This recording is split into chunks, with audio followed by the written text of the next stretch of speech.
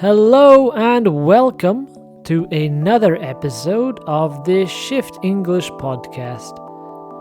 I hope wherever you are in the world, you are doing well. This week in the United States, it is Thanksgiving, a rather mysterious holiday, personally, since I didn't grow up here. But I did an earlier episode on this topic if you are curious and want to learn what Thanksgiving is about. But today I am going to be focusing on a question I get regularly from both Americans and English learners. Is Scotland its own country, or is Scotland part of the UK? And the answer is yes and yes. Okay, thanks for listening. See you next week. I joke. The longer answer is, well, a bit more complicated. I grew up in Scotland, and the question of are you British or Scottish was kind of like an identity question.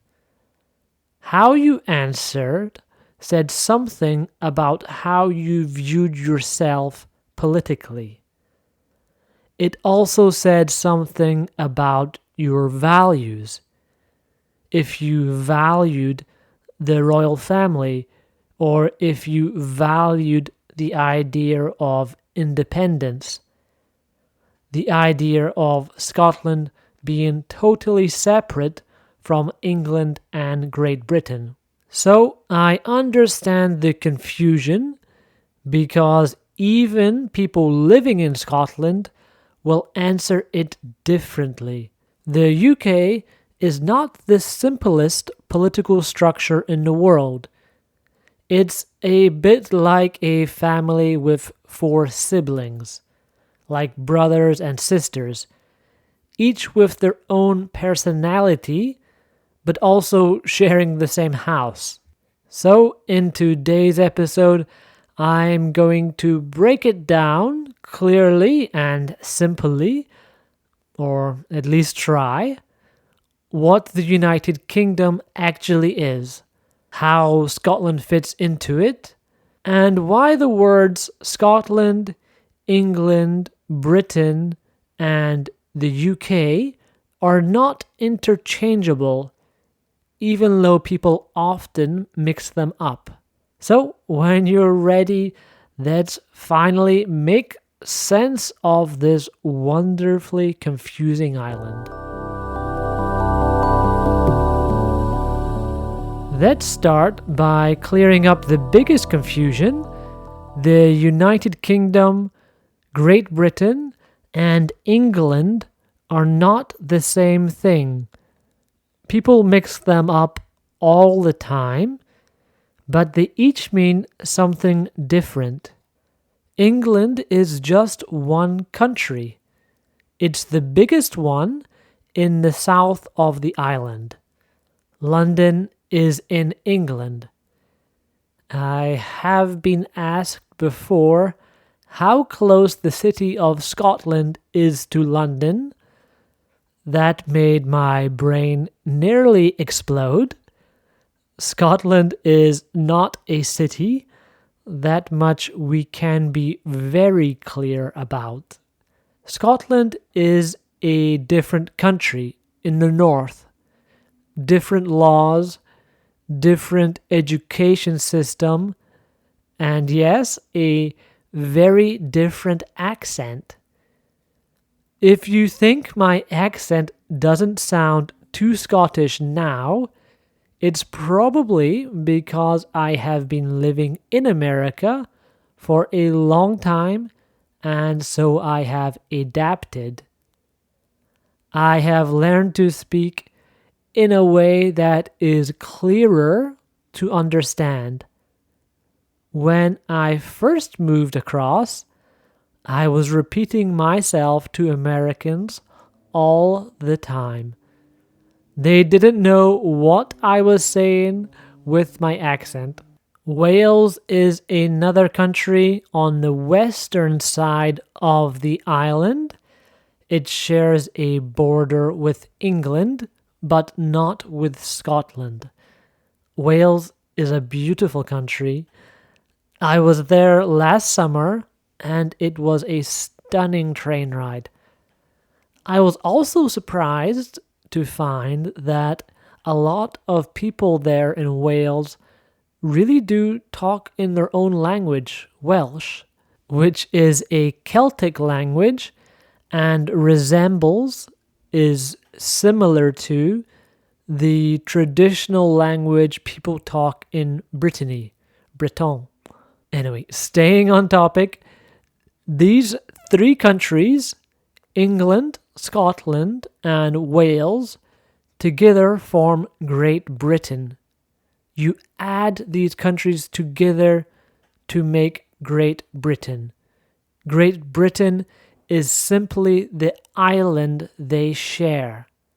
Then we add Northern Ireland, which is across the Irish Sea and is also a separate country. When you put all four countries together, England, Scotland, Wales, Northern Ireland, you get the United Kingdom, or the UK. So UK equals 4 countries. Great Britain is 3 of those countries on one island. Essentially, Great Britain is the UK if you take away Northern Ireland. England equals just one of the countries. Simple, sort of. At least simpler than it was 5 minutes ago. Now this is the part that confuses almost everyone. How can Scotland be a country but also be part of another country? The key is this. When we say country, we usually think of a place that is fully independent, its own government, its own laws, its own passport, and full control over everything. But the United Kingdom is a political union made up of 4 countries that share certain things and don't share others. So Scotland is a country, yes. It has its own legal system, its own education system, its own national identity, its own parliament in Edinburgh, its own traditions, culture, and of course accent. But Scotland is also part of the United Kingdom, which means it shares the same monarch. It shares the same currency, the pound sterling. It shares defense and the military. It shares international representation. It shares major political decisions made in London. I know this part is quite dense, quite full with some more complex language, but I will put some definitions in the full transcript, which you can get for free off of shiftenglish.com. But a simple way to think about it is this. Scotland is a country inside a bigger political country, a country within a country. It's similar to how you can be from Texas and also be American, just with more history and, in Scotland's case, a lot more rain.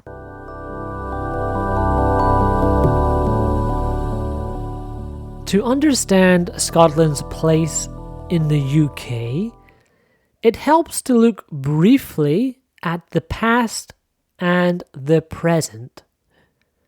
The United Kingdom was originally formed in 1707 when Scotland and England agreed to join together. At that time, both countries saw benefits. Scotland gained economic security and new trade opportunities, and England gained a more stable and united Ireland. So the Union was created for political and economic strength. Of course, this version of events depends on who you ask.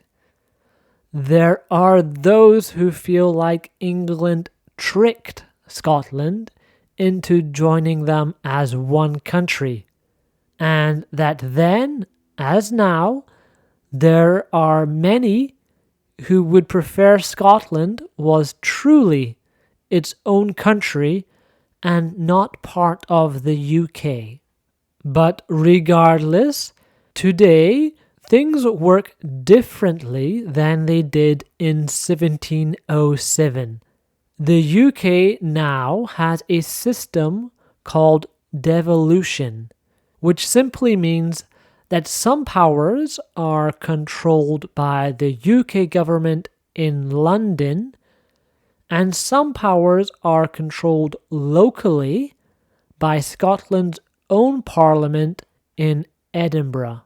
London handles things like defence, foreign affairs, and the overall economy, while Scotland controls things like education, healthcare, transport, and some areas of taxation.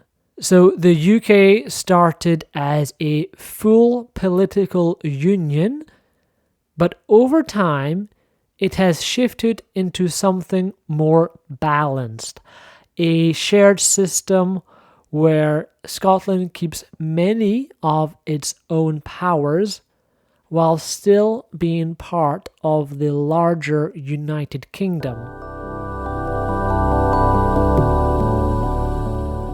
Hopefully that gives a clearer idea of Scotland and the UK, but I wanted to spend just a few minutes talking about the identity part of being Scottish, and also what the future may hold for Scotland.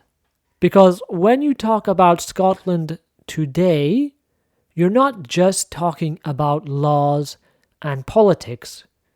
You're talking about identity. Scotland's identity is strong. It's shaped by history, landscape, humor, music, language, and a sense of belonging that goes far beyond government structures. People feel Scottish in their bones, which means they feel being Scottish very deeply, very strongly. They feel it in the way they speak, the way they joke, the way they see themselves in the world. And because this identity is so strong, many Scots have clear hopes for the future of devolution. And what does that mean? Or what would that look like? Some want more powers to be controlled in Scotland. Things like full control over taxes, immigration, or even international agreements. For example, a lot of Scottish people want to re-enter the European Union. In fact, they didn't want to leave in the first place. The majority of people in Scotland voted against Brexit. But because the UK as a whole voted for it, they had no choice.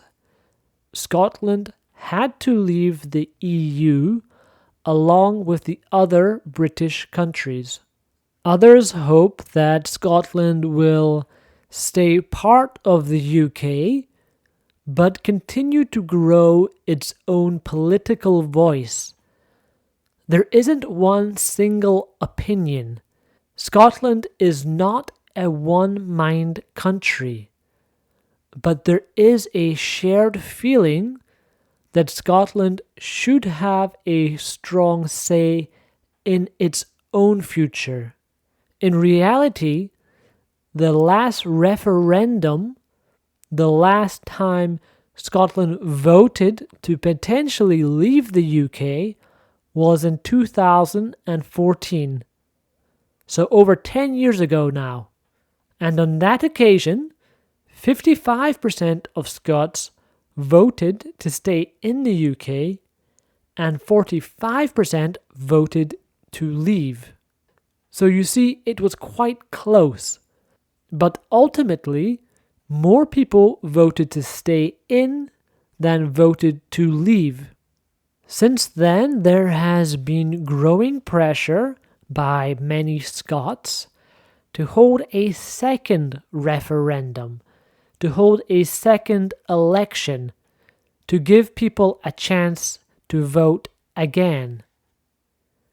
Particularly because Brexit was so unpopular in Scotland, and there is an argument that things are a lot different now than they were in 2014.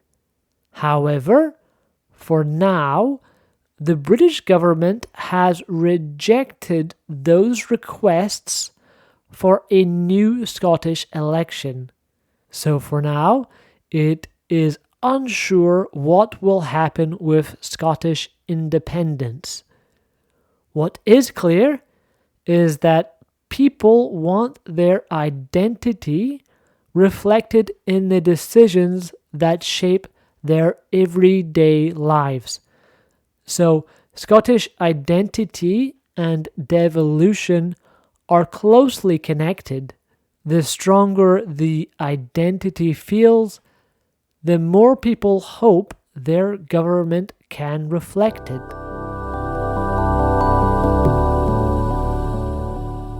So, there you have it. Scotland is a country, yes, but it's also part of the United Kingdom.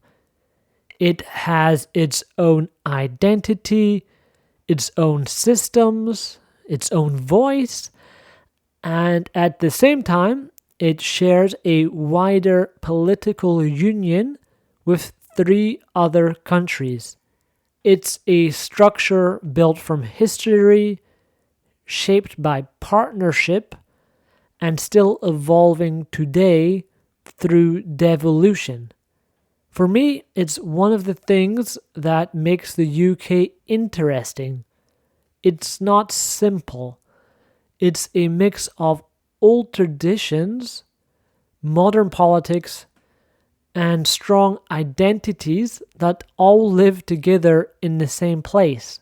And whether Scotland gains more powers in the future or continues as it is, the important thing is that people feel connected to who they are, Scottish, British, or both. Identity doesn't have to fit perfectly into lines on a map. Sometimes it's bigger than that. Thank you for listening to today's episode.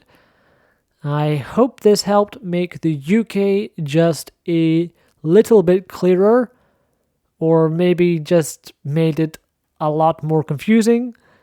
Again, I really do suggest for your own learning, have a look over the transcript on shiftenglish.com. Next week, I'll be back with another topic to help you grow your English in a natural way. Until then, as always, have a lovely week.